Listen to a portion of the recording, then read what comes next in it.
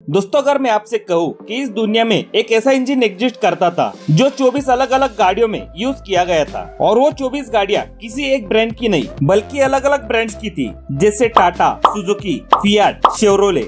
इस इंजन को national diesel engine of India के नाम से भी जाना जाता था, और वो इंजन था 1.3 लीटर मल्टीजेट डीजल इंजन। ये इंजन इतना तगड़ा था कि अलग अलग कार मैन्युफैक्चरर्स ने इस इंजन का लाभ उठाया। लेकिन इस इंजन के साथ ऐसा क्या हुआ कि आज इस इंजन को किसी भी गाड़ी में यूज नहीं किया जाता। शुरू से बात करेंगे तो कहानी शुरू होती है 2003 से। अगर आपको याद होगा तो 2003 ऐसा समय था जिस वक्त मारुति 800, Hyundai सेंट्रो जैसी गाड़ियां मार्केट में राज करती थी, और इन छोटी गाड़ियों में पेट्रोल इंजन ही ज्यादा पॉपुलर था। और अगर बात करें डीजल इंजन की, तो डीजल इंजन ज्यादातर बड़ी गाड़ियां जैसे एसयूवी वगैरह में यूज किया जाता था। आप में से कई लोगों को पता होगा कि टाटा की इंडिका में डीजल इंजन का ऑप्शन आता था, लेकिन इंडिका का डीजल इंजन काफी ज्यादा अनरिफाइंड था और थोड़ी बहुत प्रॉब्लम्स भी हुआ करती थी इस इंजन के साथ। और प्राइस डिफरेंस की बात करें पेट्रोल और डीजल इंजन गाड़ियों की, तो 1/3 का गैप यहाँ पर देखने मिलता था। फिर उसी साल मतलब 2003 में फिएट नाम की एक इटालियन अमेरिकन कंपनी जो थी, उन्होंने 1248 सीसी का 4 सिलेंडर डीजल इंजन तैयार किया। और ये जो 2003 में तैयार किए गए इस डीजल इंजन को 2005 में international engine of the year का अवार्ड भी मिल गया था।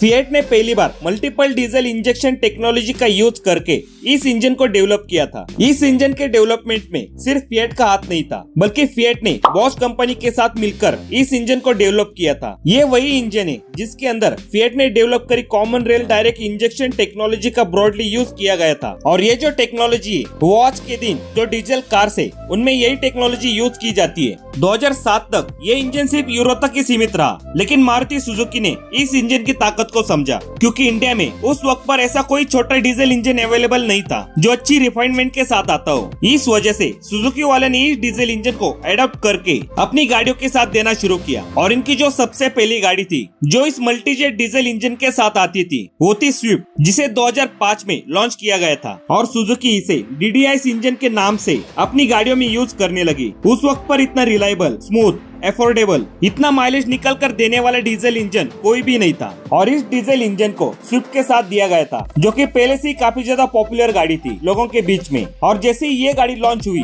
वैसे ही काफी ज्यादा हिट हो गई और उसने मार्केट में आग लगा दी। अब आप लोग ये सोच रहे होंगे कि जब मारुति वाले इस इंजन को यूज कर रही थी तो जिस कंपनी ने इस इंजन को डेवलप किया वो कंपनी क्यों यूज नहीं कर रही थी? वो अपनी खुद की गाड़ी में तो यूज कर सकती थी, जबकि 2007 में फिएट खुद अपनी गाड़ियां बेच रही थी इंडिया के अंदर। एक्चुअली प्रॉब्लम ये था कि फिएट वालों को ये इंजन पूरा का पूरा इंपोर्ट करके लाना पड़ता था, और उस वजह से उसकी कॉस्ट काफी बढ़ जाती थी, जिस वजह से उनकी गाड़ी की प्राइस अल्टीमेटली बढ़ जाती थी। और आपको पता होगा कि इंडिया का कार मार्केट कितना प्राइस सेंसिटिव है। लेकिन इस प्रॉब्लम को मारुति सुजुकी वालों ने समझकर सॉल्व कर दिया, जिसमें सुजुकी और फिएट की टाई अप हो गई थी, जिसके तहत सुजुकी पहले से यूरोपियन मार्केट के अंदर इस इंजन को बेच रहा था। फिर मारुति ने अपने इस टाइप का फायदा उठाकर इंडिया के अंदर ही इस इंजन को असेंबल करना शुरू कर दिया। मनीसर प्लांट के अंदर 2500 करोड़ का इन्वेस्ट करके 75% पार्ट्स को लोकली बनाने लगा। अब इस चीज का पूरा फायदा मारुति सुजुकी को मिला, क्योंकि इस इंजन को लोकली बनाने से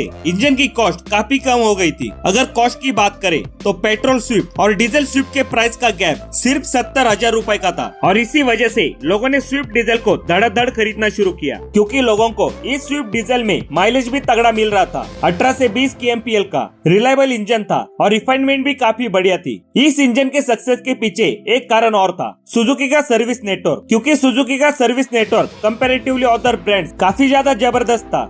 आपको एक बात और इस इंजन के बारे में बताता हूँ, जिसे सुनकर आप भी हैरान हो जाओगे। इस इंजन को ना कि सिर्फ फिएट ने यूज किया, ना सिर्फ मारुति ने यूज किया, बल्कि इसे टाटा ने भी यूज किया, शेवरोले ने भी यूज किया, और प्रीमियर मोटर्स ने भी इस इंजन का स्वाद लिया। मोटे मोटे तौर पर इस इंजन को 24 गाड़ियों में यूज किया गया था, और वो गाड़ियां सक्सेसफुल भी रही थी, लेकिन उतनी सक्सेसफुल नहीं रही थी जितनी मारुति की गाड़ियां रही थी। इस इंजन का इतना क्रेज था कि जब 2019 में इस इंजन को बंद किया गया था, उस वक्त पर मारुति की डीजल गाड़ियां बिकी थी 3,34,191, जो कि मारुति के उस पूरे साल के सेल का 22.5% हिस्सा था। तो आप इसी बात से अंदाजा लगा सकते हो कि कितना ज्यादा दबदबा था डीजल गाड़ियों का उस वक्त पर। एक और किस्सा था इस इंजन के साथ। जब मारुति इस इंजन को यूज कर रही थी तो मारुति ने इस इंजन को अपने हिसाब से ट्यून किया था फॉर बेटर माइलेज, क्योंकि फिएट के इस इंजन के अंदर शुरुआत में टर्बो लैग बहुत होता था, लेकिन इसका टॉप एंड काफी ज्यादा तगड़ा था। फिर मारुति ने अपनी गाड़ियों के हिसाब से इसे रिट्यून किया, शुरुआत का टर्बो लैग काफी कम कर दिया और टॉप एंड का पंच जो था उसे भी कम कर दिया,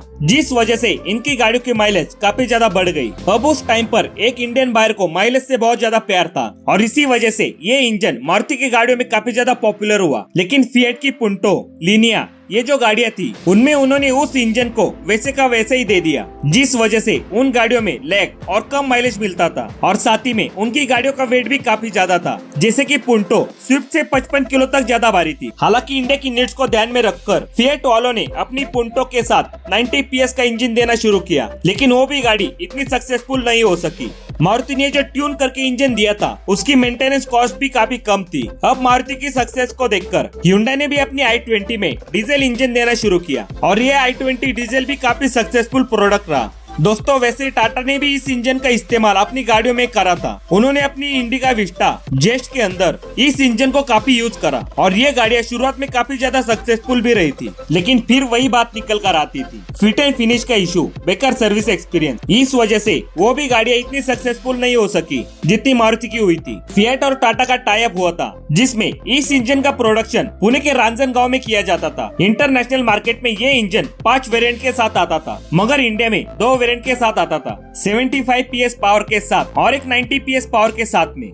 इंटरनेशनल मार्केट के अंदर भी इस इंजन को काफी ज्यादा यूज किया गया था, जैसे कि अल्फा रोमियो हो गई, ओपेल, फोर्ड वगैरह ऐसी काफी सारी ब्रांड्स ने इस इंजन को यूज किया था। समय का पहिया घूमता गया और मारुति ने अपनी हर सेगमेंट की गाड़ियों के अंदर इस इंजन को यूज किया और सभी सेगमेंट के अंदर टॉप पोजीशन पर आ गई। लेकिन कहते हैं ना कि हर अच्छी चीज के साथ हमेशा अच्छा नहीं होता। इस मल्टीजेट डीजल इंजन के साथ भी कुछ ऐसा हुआ। इंडिया के अंदर 1 अप्रैल 2020 में BS6 नॉर्म्स आ गए और इसी नॉर्म्स के चलते इस इंजन को बंद करना पड़ा, क्योंकि इस इंजन को BS6 में अपग्रेड करना काफी कॉस्टली पड़ता और इस वजह से अल्टीमेटली इनकी गाड़ियां कॉस्टली हो जाती। तो इसी कारण इस इंजन को BS6 में अपग्रेड करना कोई सेंस नहीं था और कहीं ना कहीं इन ब्रांड्स को डीजल गाड़ियों का फ्यूचर भी दिखाई नहीं दे रहा था, क्योंकि ये जो 10 साल वाला रूल है ये इंडिया में आ गया था, तो लोग डीजल गाड़ियां भी कम खरीद रहे थे। आगे जाके इलेक्ट्रिक व्हीकल्स ही फ्यूचर है या फिर हाइब्रिड कार्स ही लोग खरीदेंगे। इसी वजह से फिर से पेट्रोल गाड़ियों का दबदबा बढ़ रहा था। इसी कारण इन ब्रांड्स ने डिसाइड किया और 23 जनवरी 2020 को इस इंजन को कम्प्लीटली बंद कर दिया। लेकिन फिएट ने वादा किया कि अगले 10 साल तक